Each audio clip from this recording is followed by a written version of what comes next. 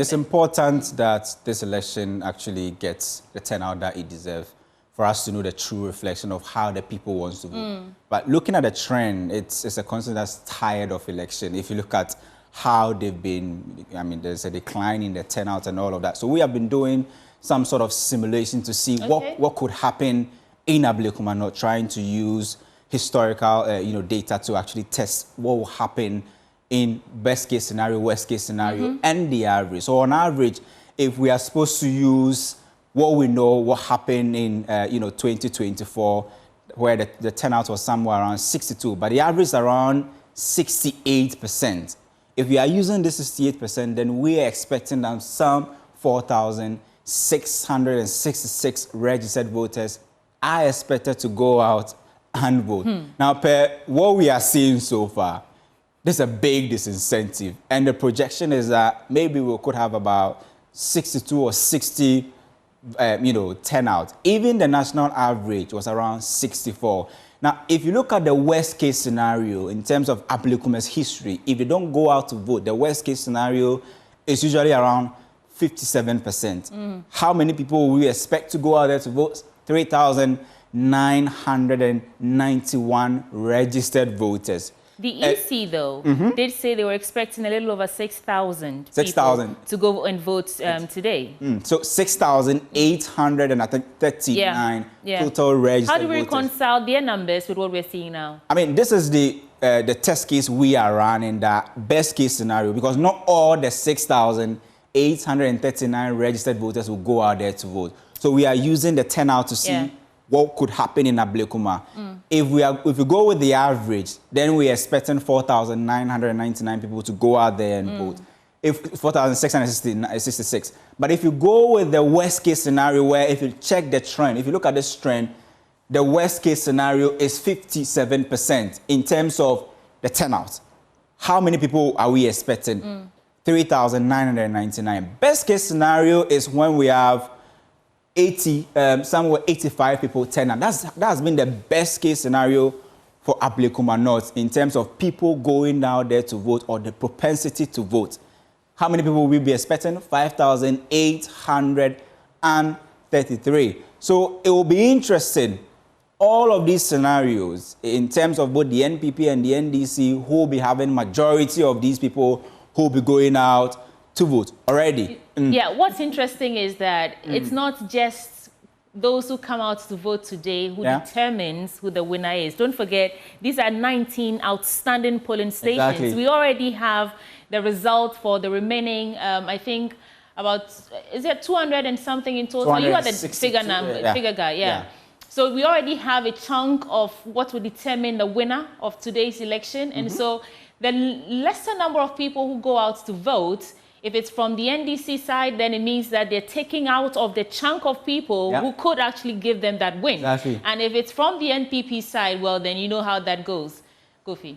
Well, I mean, but the truth must be told. The data that we are looking at shows that in Ablekuma North, if 10 registered voters go out there to vote, between 6 and 7 are likely to vote for the NPP. And earlier, we were making the important point of proxy stronghold.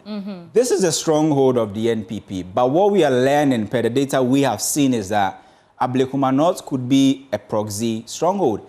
It has actually moved from an original or an organic stronghold where you control and control proper to now a proxy stronghold, which means that you pick people from other strongholds or other organic strongholds, get them to register there to come and vote, right? That has been the situation of Ablekuma North, because it's 100% urban area where about 60% of the people you find there are Khans, right? And we have said that one of the key reasons why NPP has been ruling that area for a long time and NDC has never won could be that factor, holding all other factors constant. But whatever happens today, what can this do? This is likely to change the makeup of our parliament, which the NDC is aware that, well, they say that they already have supermajority, but they know that supermajority comes from, tying their claws with the independent, parliamentarians. But they want pure majority, pure super majority. An absolute majority. And a win in Ablekuma North constituency will give them that absolute majority. The NPP, I wonder why they're calling it a parliamentary dictatorship. If that happens, they're saying, we spoke to, who was that? Malik Basin, no, that was Miracles. Miracles Dennis Abuaji, thank you. And he said that that is the reason, that's what this election means to them, this rerun. It means that they get to stop this administration from getting a parliamentary dictatorship. Shine some light on this one. Well, I mean, in numerical terms, this doesn't mean a lot, but it means a lot. That's what he actually said. What this means is that the NPP is aware that currently that their 88 members of parliament has been reduced to 87 because of the death of the Akwetia MP. Right. So currently, NDC has 2 ways to get that super two-thirds majority. It's either to win in Ablekuma or fight for Akwetia. Yeah. If you win Ablekuma and you win Akwetia, it's over. That's over, right? It means they can do so many things without the NPP side of the house. Let's see what they can do. Okay. Right? We decided to put this in 3 thematic areas. In terms of quorum in Parliament, you need about 92 members of Parliament. Already, NDC has over 180, right? It means that if they are able to by themselves form a quorum without the minority, right? And when it comes to passing ordinary bills, they need about 138 members of Parliament, and they can do this without the NDC. And again, the most important one has to do with constitutional amendments, which includes whether MMDCs will be selected or they have to go for an election, whether on partisan basis or what.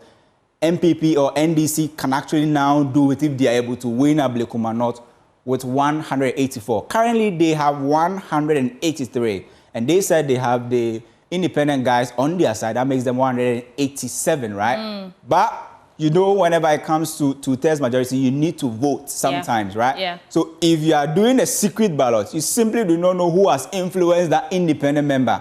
That is why you need your own people to form your own supermajority. So if you are watching us and you are saying, but it's just one constant, why is it so important? It's simply because of this number 184, which makes up 2/3 of Parliament. And if they're able to do that, NDC can go ahead and do so many things, but not, sort of like to extend the term of President Mahama, because that power resides in the people, where there can be a motion, it can start from Parliament. But for us to say whether President Mahama should go for more than 2 terms, it has to come to us in a referendum of a sort. Exactly, to vote.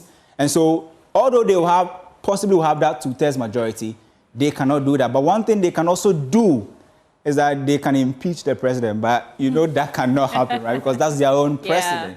Which means that Parliament will have that big voice. And we have said that we actually predicted it because 2020 election gave us that indication that now Ghana's election, the most interesting place to look at, possibly no longer the presidential, right? But parliamentary. Because, I mean, once upon a time, we had 137. They had to take an independent member to join the NPP to form majority. And so it's always interesting to see, and even with that majority, they were still being ruled by a speaker who was from the Green side. And so you see how Ghanaian voters are becoming very nuanced, and in terms of their decision-making, very, very, complex at this time around, where it is not so easy to possibly, predict so many things. If you are predicting a stronghold, it should be an organic stronghold. If it's a proxy stronghold, you definitely will find yourself in trouble. And if you are doing a rerun, where at the back of a government that has had a lot of goodwill in a proxy stronghold, possibly you should be worried. Coming from that locked horn parliament in the 8th one to this 9th parliament, where we are inching close to an absolute, 2/3 majority, it makes it interesting to watch how our democracy unfolds. But